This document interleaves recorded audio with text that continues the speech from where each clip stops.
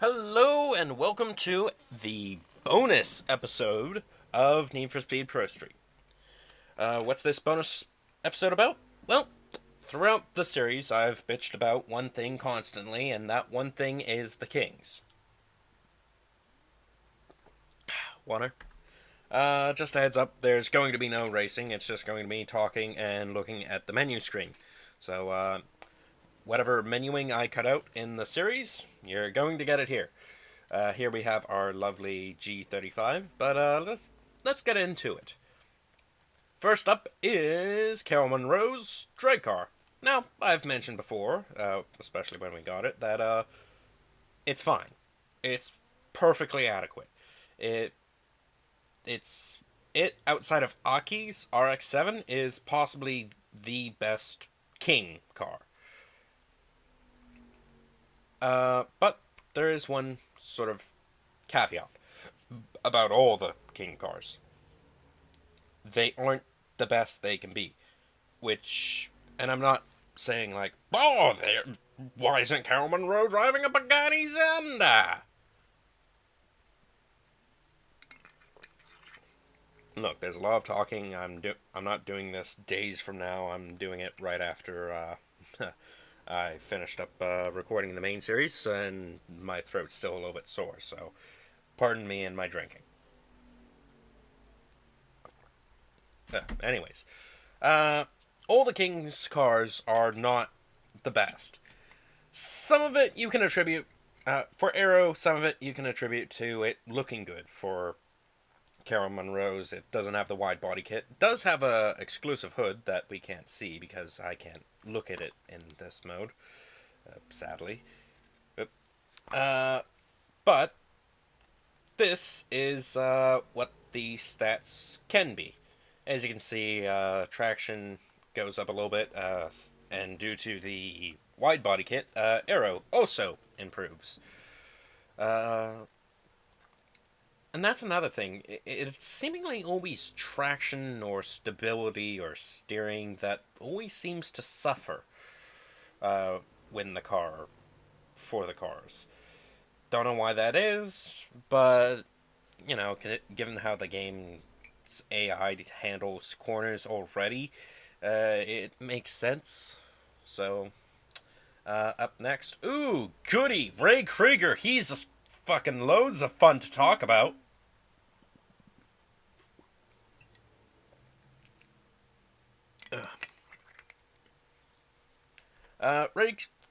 Ray Krieger is the worst king. I said it in the main series, and I'm confirming it here. Seriously, look at those fucking stats. Look at them. Power 2, handling 2, arrow 4, not even all that decent. Like, if we go back to here, my fucking G35 is producing more power, and it has the same amount of cylinders. Less arrow, though, but what are you gonna do? But don't think that, oh, it must be like missing a lot of parts. We'll get to that too later. It's not. This is the fully maxed out M3E92. I confused it with a E46 in one of the episodes. Someone got it, but this is the max M3 you can have. Like, all the levels. Honestly, the only thing that's missing from Ray Krieger's car is I'm not sure where the extra handling comes from. I think it just appears, uh, or it has a bad tune or something. I don't know. Either way, it's lower. But Ray Krieger's car is missing a fucking turbocharger, like entirely. There is no turbocharger on it, so that's a major drop in power. And it's not running the wide body kit, which I don't really get. Also, I think it's missing a hood as well. But yeah, Ray Krieger, absolute fucking bollocks for a king car. And I know it's probably balanced because he'll be the first one you take down or can take down, and but they're the king. They should be fucking balanced. That's like saying Geese Howard should be balanced. Actually, I think he is balanced. Think of a different metaphor for me for fighting games and bounce. Whatever.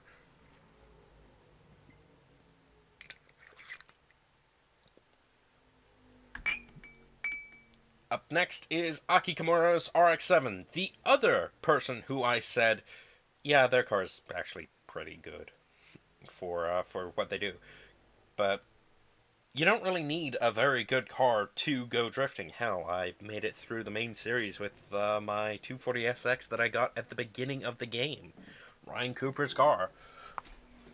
Aki's car is possibly the weirdest. I've never gone this in depth on the King's cars. Like, I knew that they were missing a few bits for reasons completely unbeknownst to me.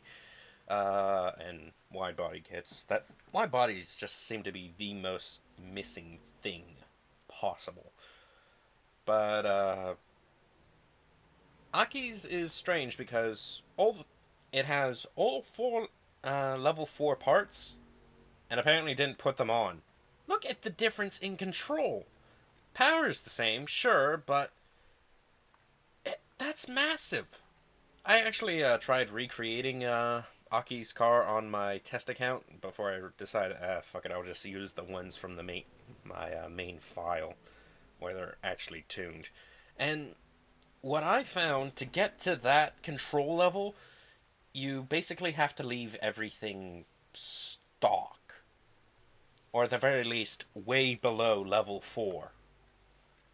Also, I added a hood for this one, which explains the bump and arrow, because Aki's just has a bunch of stickers. And you know, arrow's not that big of a deal, it's not that big of a jump, so... whatever. So, yeah, Aki's car. Extremely good, but needlessly need-capped. Then again, Aki was the person who gave me the most trouble out of the Kings, really. Nate Denver. Big Nate Denver. My most fun king. Honestly, here's the stats. Yeah, stability up, arrow way up. Like, goddamn. I'm not sure why they didn't put the wide body kit on the GTO. It looks pretty damn good, and it's not too noticeable. It's whatever. Also, he's missing a wing, and I'm pretty sure the hood. Nate Denver's car is possibly the worst tuned for what his is, because, like, sure, it has power, but you really need aero in speed events. But the GTO just inherently sucks for speed events. If you ever drive it, it slides around like no tomorrow. Like, a few episodes back, I was bitching about the Audi being a butter car. Yeah, that's what Nate Denver's GTO handles like. It handles like a stick of butter. It's not good. As a matter of fact, I kept bringing it up through the series that the new GTO was actually pretty good in a previous playthrough. This time it decided it didn't want to work, so it's probably for the best that I decided to do a all Nissan run instead of a muscle car run like I did before. It's possible, especially if you stretch the definition of muscle car to just basically include everything that's American. Anyways.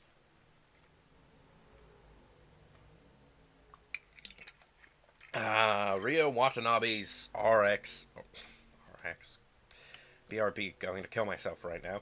Rio Watanabe's Lancer Evo 10. Yeah. The last car, you win. And it's definitely intricately designed. And you look at those stats and you go, those are some pretty good stats. High power, good handling, decent aero. That midway level 4's decent aero. Funny how this game skews your perspective on some things. But then you go and add everything. I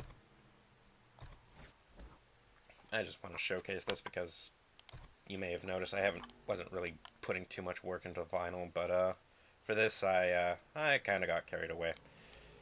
It's not terribly impressive, but you know. Anyways, no. That's quite the jump. Like, way more power and tons more handling. But well, actually all of the kings that you face, all their parts are level 4. Hell, Aki's, despite its weird handling thing, does have the level 4 parts, so I'm not sure why they aren't put on. Whatever. He's strange. Uh, Rio probably has the least amount of parts, because if you just make a new blueprint with the parts that come with it, you wind up with something looking like this. Power is way down. Handling is stock. The arrow, thanks to the body kit, yeah, and the wing. But it's just wow. I I think for Rio, I mentioned that he rubber bands a lot. I think him missing parts is mostly to do with that rather than his car, because he must have a bunch of like level 5 or level S, whatever hell fucking untouchable developer parts that the kings come with. Because I mentioned before, all the kings have less stability or control than what they can have. So I think they have like special suspensions that the AI can work with well, and you're basically these are basically dev vehicles. They're not really meant to be used. So yeah. So those are the kings. Does all right. Absolute trash. Uh, does all right, though weirdly gimped. Uh, Inherently flawed, though not in concept. I like the idea of a big old muscle car going way quicker than it has ever been figured to go, outside of Bonneville at least. And perfectly fine. I wish they gave us the drift version instead of the stupid grip version. But that doesn't conclude today's episode. Yeah, because well, while the King's cars are inherently flawed for reasons I can't really ascertain, I'm just bitching. I've bitched throughout the series, so how about some positivity for the never happening sequel? But hey, if there's a sequel happening, Ghost developer, I'm currently not working. I can be a consultant, I think. But let's first have a look at Ray Krieger. This really just drives home the fact that the E92 is terrible. It's terrible. Awful. Awful car. When the older version, the one that got all fucking hyped up due to Most Wanted, is better in every way over the old one. Even my super modded one, this still beats it. In fact, it's just missing something. But let's say, we want the kings to be fucking hardcore. You beat the king. You have beaten the king. It's like you're not done with Ridge Racer until you've done the extra trials or whatever. It's been a while since I've played around with that. The super hard competitions that you have to basically break the game over your shoulder, over your knee with.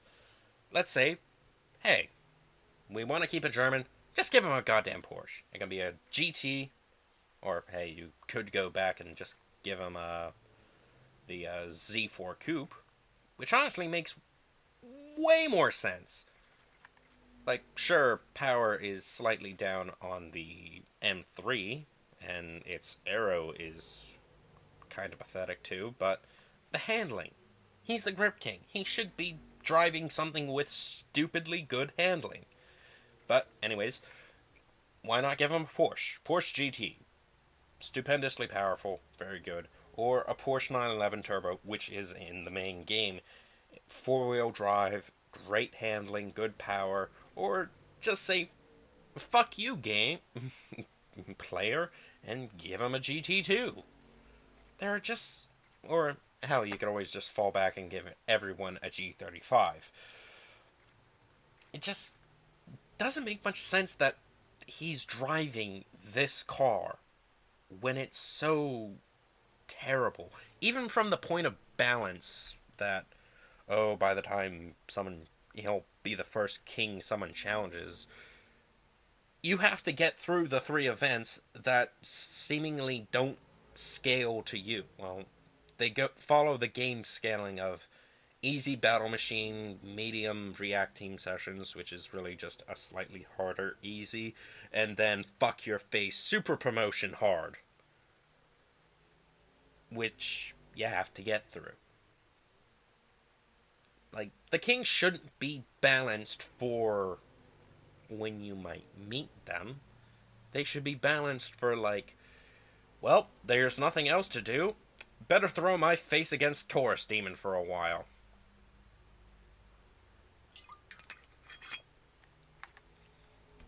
It just makes no sense why he's so piss poor.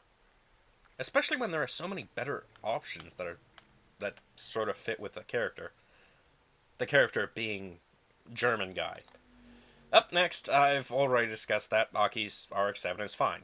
More than fine, in fact. It's perfectly adequate, apart from the weird control thing. You could just use other fucking famous drift cars. Or maybe you could play with it a bit. Say, go with the Camaro.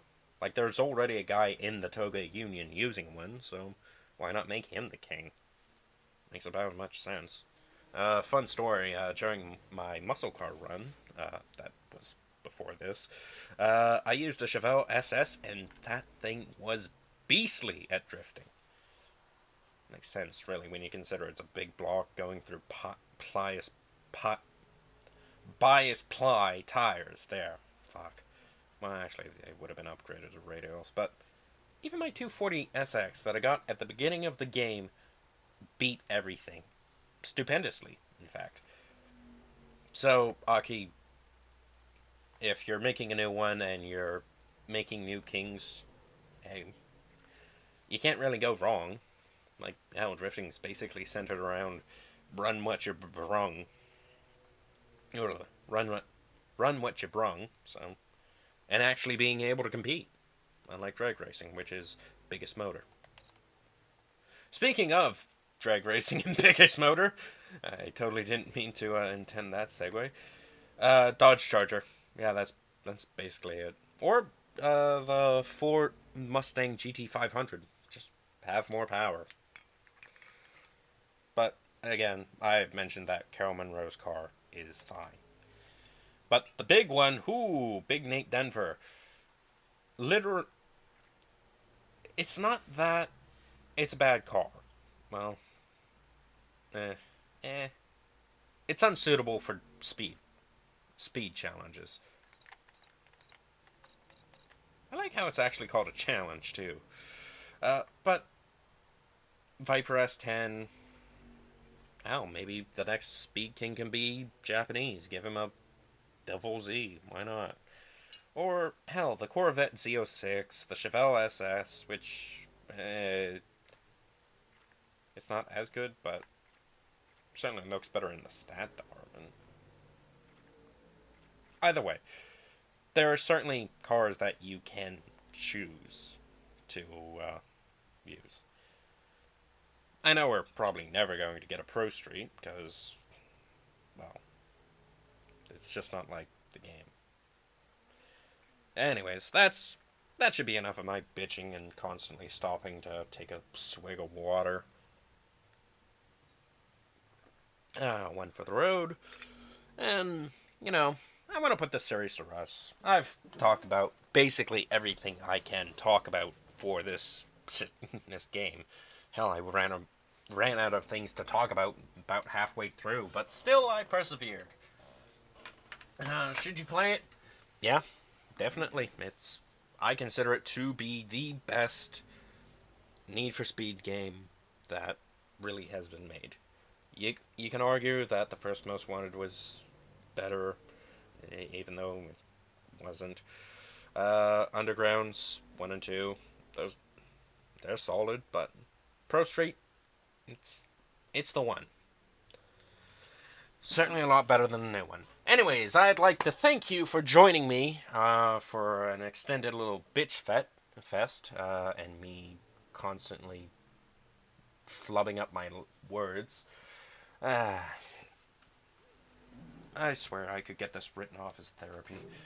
But anyways, in the future, what am I going to play? What am I going to do? You'll just have to see. I'm going to tell you that you almost certainly will not figure it out. And honestly, I hope I can actually record it, because I haven't really tested anything yet.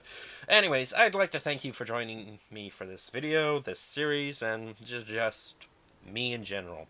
I'm glad that I got a new mic through this series, so now people will be able to hear me fuck up in lovely sound and talking directly into the microphone now, or as much as I really want to.